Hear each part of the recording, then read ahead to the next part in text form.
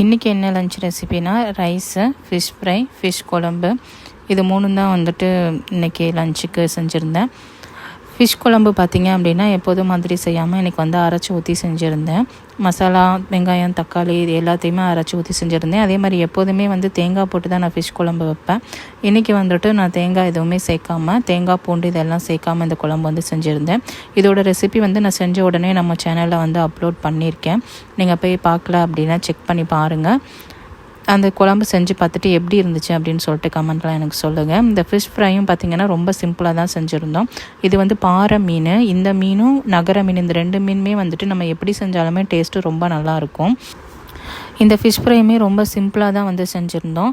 இதுக்கு மிளகாத்தூள், உப்பு மட்டும் போட்டு நல்லா 1 மணி நேரம் நல்லா ஊற வச்சுட்டு, அதுக்கப்புறம் ஒரு தோசை தவாவில் எண்ணெய் ஊற்றி மீனை வச்சுட்டு, அதுக்கு மேலே கருவேப்பிலை, கொத்தமல்லி ஃப்ளேவர் எனக்கு ரொம்ப பிடிக்குன்றதுனால அதை தூவி விட்டு ஃப்ரை பண்ணி எடுத்தாச்சு.